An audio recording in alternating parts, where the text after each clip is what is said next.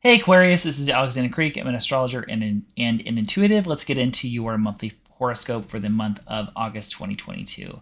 So we have a lot going on this month, right at the beginning of the month, actually. To preface this, so you have been having a lot of activity in your fourth house of home and family, in your roots, traditions, real estate, your foundation, and also your 10th house of career, your ambition, your public status, and reputation. That's because the nodes of the moon, these points of fate, have been in Taurus and Scorpio. The south node being in your 10th house in Scorpio. So essentially, it's like you're maybe releasing or letting go, feeling like a shift in direction in your career or in your public life, or in your goals and ambitions, or even with authority figures. And, excuse me, and you're having new beginnings, new direction, and kind of like a gain essentially in your fourth house of home, family, real estate, your domicile, like your house, your foundation, tradition, family, anything kind of private and more rooted. And you're having this electrifying, shocking, awakening out of nowhere kind of energy happening in that fourth house of home and family, August 1st and July 31st. So Mars, let me back up. Uranus, the Great Awakener, and Uranus, wherever it transits through your chart, kind of brings awakening and sudden shifts. That's been in your fourth house of home and family since August 2018, and really in the past few years, it's really getting a lot of energy, and it's really electrifying that part of your chart. Maybe feeling pivots and changes in your home and family life since 2018, but I really feel like it got going in 2020, 2021, just because of various aspects and things. And now it's involved in these eclipses. So we've had these eclipses in Taurus and Scorpio. So new beginnings, sudden endings, big life shifts happening, and really just energizing feelings and kind of faded energy happening in these houses. So in your fourth house of home and family and 10th house of career. So that really was especially the summer, April 30th and May 16th were these eclipses. So feeling maybe some shocking kind of energy there because Uranus is involved in these eclipses. It's in Taurus. It's in this same sign as these eclipses. So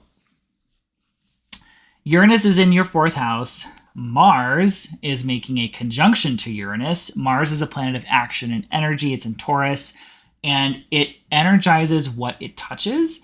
So it's going to be conjuncting Uranus at the end of July going into August 1st, and it meets up with the north node of fate. So fated new beginnings, these three planets have not been in Taurus in several 100 years altogether, making this conjunction. So really so this to me feels like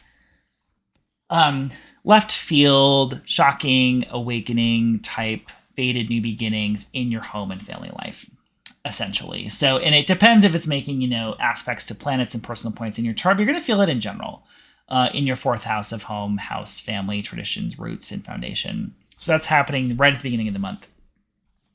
And then should hopefully kind of chill out for a little bit after, but it's a very kind of electrifying kind of energy. And the whole collective is going to feel that in different ways. Just because it's happening for everybody, it's happening at different points in our individual birth charts. So I always make sure my microphone's on. I always think it's going to go off. It's still on. Okay. So the very next day, So August 11th, we have Venus, the planet of love, pleasure, money, harmony, beauty, entering Leo. It's going to actually enter into your relationship sector. So that's good for, it's good for balance and harmony with your partner. It's good for if you're out there dating or meeting people. It's going to bring some beauty to that part of your life. So definitely take advantage of it. You have had Saturn in its opposite sign. You have had Saturn in your sign, okay? You've had Saturn in Aquarius in your first house. So you've been maybe feeling this feeling of commitment, of responsibility, of tests, of lessons, of being really tested by the universe. I feel like since late 2020 when Saturn went into Aquarius. So you're either becoming the authority, if you have a lot more responsibility, maybe just feel like the weight of pressure on you, or just this feeling of oh my God, is this ever going to end? Like, it's just because Saturn is tests and lessons, and it's sort of like the school of hard knocks, essentially. So you've been maybe feeling just even more serious, just in general, right? So Venus is going to oppose Saturn. So there could be, it could be that if, like, let's say, hey, you meet someone new, you're going to maybe only be interested in people that are like stand the test of time. Or or there could just be like relationship commitment type energies of like, hey, is this relationship worth it, essentially coming up while Venus goes through your 7th house for the rest of the month. Or it could even bring you a relationship with someone who's like mature or older or something of that nature, some sort of Saturn type of feeling. So we have a full moon in your sign the very next day on August 12th. So this is a completion, a culmination, some type of awareness, or, some sort of personal chapter in your life is perhaps completing out around this time, or some personal project, or you're just feeling you're sort of, turning the page on something. This is happening in your 1st house of self, your identity, your appearance, your personal energy, how you relate to the world. It's a very personal full moon. So this is a very personal kind of completion or letting go or something of that nature. Again, it is conjunct Saturn. So this is a very serious feeling energy. This is a feeling of I'm getting serious about something. I'm committing to something, or it's something that again stands the test of time, or something having to do with tests and lessons and just maturity. You're really, really maturing while Saturn is going through Aquarius and possibly being tested. However, the good news is Saturn is leaving Aquarius finally on March 2023. So you have like 7 months to go. You can do this. You're basically almost done. So again, a very serious commitment to feeling full moon around August 12th. August 20th, we have Mars, the planet of action and energy and conflict and heat, goes into your 5th house. So you could actually, when Mars goes into Gemini, the thing with Mars in Gemini this time is Mars spends about 2 months on average in a sign. It's going to go into Gemini for like 7 months, like a really long time. So this could be anything from you could be motivated to take action, to really spice up your sex life, your love life, romance, pleasure, anything that just that's fun and pleasurable. So it's romance and fun, but it's also hobbies, recreation, games, the children in your life as well. It happens. They exist kind of in the 5th house. So it could be that we're motivated somehow to spend time with children, or perhaps we're having conflict with the children in our life as well. And this could also you could also be having conflict in your love life. One thing it's going to do is definitely add heat to your love life. So in Mars's, frankly, has to do with sex and passion. So I definitely could see some of that going on here too. But you're just with Mars, it's like there's also conflict. So there could also just be conflict with a conflict within love life, conflict with children. You could also be more motivated to pursue artistic or creative projects, or to give birth to those things. But again, there's heat and passion and fire going on in that part of your chart as well. I will say with Mars in Gemini, it's in your 5th house, so there could be multiple partners. I will say too, Gemini is multiple, and there could be multiple dating relationships, sexual partners, whatever. So that's kind of nice, actually. I think that's kind of fun. But again, Mars can also be conflict and separation. So we gotta take all those things into account to consider all those potentials. But definitely heat, passion, energy going into the part of your chart that's about romance and pleasure and art and sex. Like, it's not a bad place for Mars to be, I don't think. So,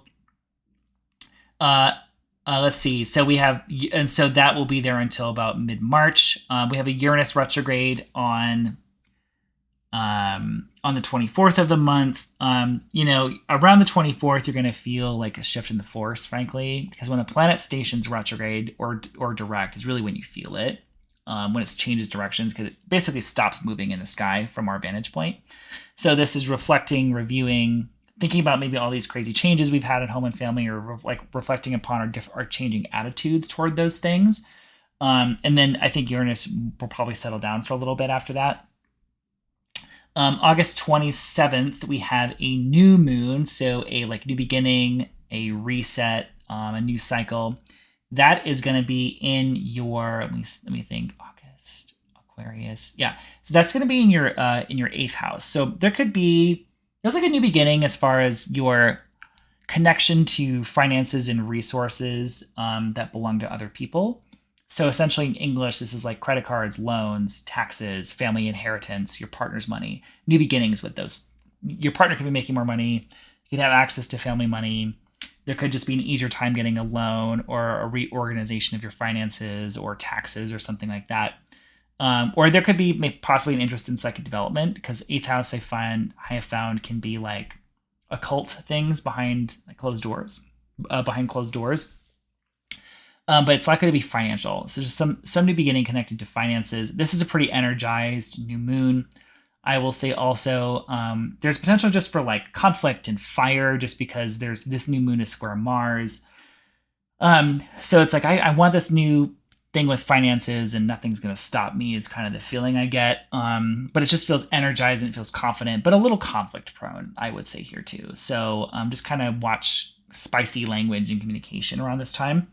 But otherwise, that's your forecast for the month. I hope you enjoyed it. I hope it makes sense to you. Like and subscribe if you enjoyed. Please leave a comment and talk to me about how you're feeling with this energy, or maybe what resonated with you and what you're excited for coming up. I do have a Patreon coming out. So I'm launching this basically when this video goes up. If you want weekly astrological guidance, I'm going to do weekly videos about the energy every week. I'm also going to be doing 2 live streams a month. So a new moon and a full moon. So we'll talk about, what's going on during those energies, as well as, you can ask me personal questions about your birth chart then, or I can do little mini readings for you during those live streams as well. And the last tier, I'm also going to be doing personalized monthly forecasts. So those I'm going to send straight to your inbox. So detailed information specifically to you about that energy that month. So pretty invaluable. I'm excited about it. So if you're interested, check out the link. And again, thanks for watching, and I'll see you next time.